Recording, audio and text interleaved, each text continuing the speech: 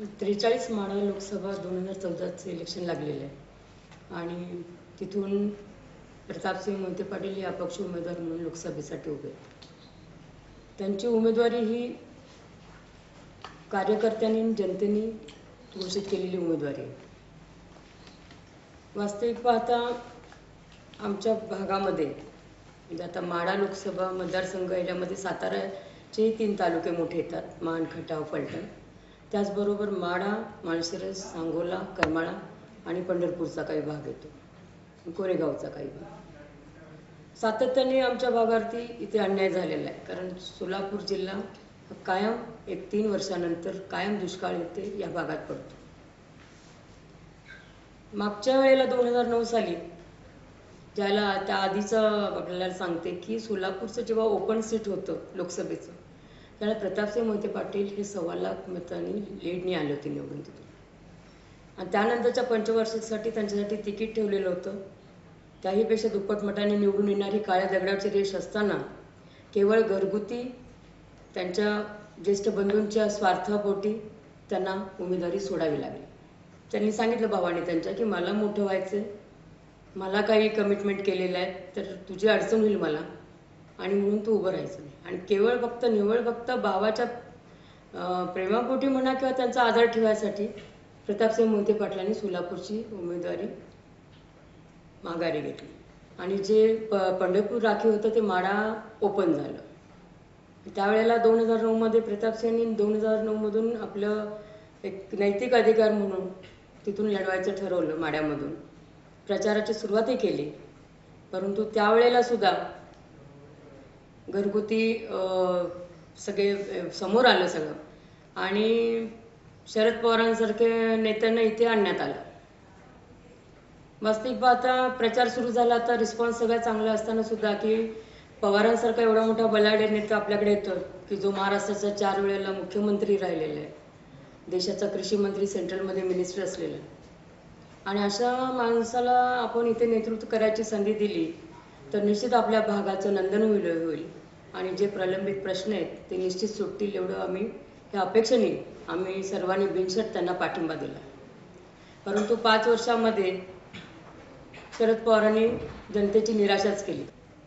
त्या पलीकडे त्यांनी आमची अपेक्षा होती की मूलभूत प्रश्न की पाणी आमचं जिव्हाळ्याचा प्रश्न आहे आणि पाणी मिळावं, त्यासाठी मागच्या ज्या 2 वर्षामध्ये दुष्काळ पडला त्यावेळेला आम्ही पाण्याची मागणी केली आणि त्या पाण्याच्या मागणीसाठी प्रतापसिंह मोहिते पाटलांनी टेंभुर्णी इथे हायवेला रास्ता रोको केलं होतं. आम्ही म्हटलं की वरून पाणी सोडा. वास्तविक आता 100 वेळा सांगायची गरज नाही की टेल टू हेड पाणी भरायचं असतं, परंतु यांची 16 ते 18 वरची धरणं भरली जातात आणि उजनी कायमची म्हणजे दुष्काळात आणि कोरडी असते. तर आम्ही म्हटलं वरून पिण्यासाठी पाणी सोडा, नाही तर आम्ही फिरून देणार नाही. परंतु तरीही यांच्या हातात सगळं असताना या लोकांकडे आज जवळजवळ ही 3री टर्म पूर्ण झाली आहे त्यांची राष्ट्रवादीची. सगळी महत्त्वाची खाती, मग अर्थ खातं असो, इरिगेशन असो, बांधकाम असो, विजेचं ऊर्जा खातं असो आणि गृह खातं, ही महत्त्वाची खाती त्यांच्याकडे असताना सुद्धा आज जनतेला पाण्यासाठी वणवण फिरायला लागतं. विजेचा प्रश्न तर एवढा महाभयंकर आहे की हेच अजित पवारांनी जे उपमुख्यमंत्री आहेत त्यांनी सांगितलं होतं की 12-12-12ला मी महाराष्ट्र भार नियमनमुक्त करणार. परंतु 12-12-12 गेलं, 12-12-13 गेलं, आता 14 साल आलं आहे तरी विजेचा लपंडावा आणि आपण हे करतो. दुसरी गोष्ट की दुष्काळ असताना पाणी नव्हतं तरी शेती पंपाची आपल्याला बिलं भरमसाठ आली आणि MSEBीकडे गेल्यावर आधी बिल भरा मग बोला. त्यामुळे तिथे शेतकऱ्यांना काही न्याय मिळाला नाही आणि वीज बिल माफी झाली नाही. तर ह्या सगळ्या गोष्टींवरून एवढंच त्यांचं म्हणजे की त्यांची इच्छाशक्तीच नाही की जनतेसाठी काय करावं. उलट इंग्रजांच्या काळापासूनचं जे 60% पाणी आपल्यासाठी होतं उजव्या कालव्याला आणि डाव्याला 40, तर 20% आपल्या हक्काचं पाणी बारामतीकरांनी पळवलं आहे. म्हणजे पाणी देण्याची तर गोष्ट लांबच राहिली, परंतु हक्काचे 20% घेऊन त्यांनी 60 त्यांचं केलं आणि आपलं 40 केलं. आणि ह्याला सगळं हातभार लावणारे यांचे हे बगलबच्चे हे जे राष्ट्रवादीचे घड्याळवाले आहेत हेच. वास्तविक एखाद्याने म्हटलं असतं नेत्यांनी की आमच्या हक्काचं 20% दिल्यानंतर आम्ही जनतेला काय जबाब द्यायचा, परंतु आपल्याला काहीतरी तुकडा मिळतोय आणि त्याच्यासाठी किंवा खुर्चीसाठी या लोकांनी पवारांना ते 60-40 करून दिलं. दुसरं म्हणजे उद्धत तवशीच्या तिथे ते एक कालवा बंधाऱ्याचं मोठ्या पातळीवर काम चालू आहे. ते झालं तर नीरा पूर्ण बारामतीकडेच सगळी वळणार आणि कायमचं आमच्या भागातलं इथलं नीरा नदी कायम म्हणजे कोरडंच पात्र दिसणार.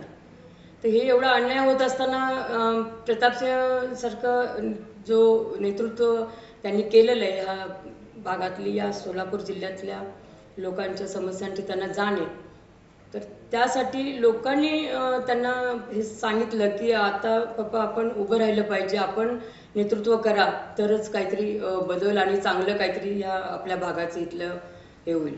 नाहीतर मान खटावचं सुद्धा आपण बघितलं की मान खटावरती कायम तिथे दुष्काळी शिक्का जो पडलाय, ते आज जवळजवळ इंग्रजांच्या काळापासून स्वातंत्र्य मिळाल्यापासून तिथे पाण्यासाठी ती लोक म्हणजे वणवण भटकत आहेत की आजपर्यंत कुठल्याही अशा नेत्यांनी किंवा त्या भागाचं नेतृत्व करणाऱ्या लोकांनी पाण्याचा प्रश्न काही सोडवला नाही. मग कोणी कुठल्या पक्षाचं असेल किंवा अपक्ष असेल किंवा अजून कोणी असेल, परंतु त्यांच्या ॲडजस्टमेंटमध्ये शेतकऱ्यांची किंवा सामान्य माणसांची मात्र कायम फरफट होत आलेली आहे आणि हे कुठेतरी थांबलं पाहिजे. आणि म्हणून जनतेचा प्रतापसिंह मोहिते पाटलांवर विश्वास आहे की एक शब्दाचा पक्का आणि धडाडीचा धाडसी नेता आहे. तर अशा माणसाच्या मागे आपण उभं राहिलं पाहिजे, त्यांनी नेतृत्व आपलं केलं पाहिजे आणि म्हणून ही उमेदवारी जाहीर झालेली आहे. माढा लोकसभेचे अपक्ष उमेदवार प्रतापसिंह मोहिते पाटील यांना आपण मतदान करावं. त्यांचं चिन्ह आहे, त्यांचं छताचा पंखा, सिलिंग फॅन. त्यांना मतदान एवढ्यासाठी करावं की इथले जे प्रश्न प्रलंबित आहेत, मग पाण्याचा प्रश्न असेल किंवा वर्कशॉपचा, रेल्वे वर्कशॉपचा आहे, पलटण लोणंद रेल्वेचा आहे, ब्रॉडगेजचं तर लांबच राहिलं, पण MIDC वगैरे जे काही मोठ्या योजना आपण आणू शकतो, परंतु त्या इथे ज्यांना नेतृत्व दिलं त्या लोकांनी केलेल्या नाहीत. राष्ट्रवादीवाल्यांना आपण मागच्या पिढ्यानपिढ्या काँग्रेस आणि राष्ट्रवादीने इथे सत्ता उपभोगली आहे, परंतु तरी इथले प्रश्न सुटलेले नाहीत. तर जे जिव्हाळ्याचे असे प्रश्न आहेत की MIDC सारखं आहे, रेल्वे वर्कशॉपचा आहे, पलटण लोणंद रेल्वेचा आहे, त्याचबरोबर पाणी प्रश्न फार मोठा गहन प्रश्न आहे, विजेचा प्रश्न आहे. हे सर्व प्रश्न सोडवण्यासाठी आपण एक धाडसी, शब्दाचा पक्का आणि ज्यांनी काम करून दाखवलेलं आहे, ज्याची जनमानसात एक स्वच्छ प्रतिमा आहे, अशा नेतृत्वाला प्रतापसिंह मोहिते पाटलांना आपण निवडून द्यावं, एवढी मी सर्वांना आग्रहाची विनंती करते.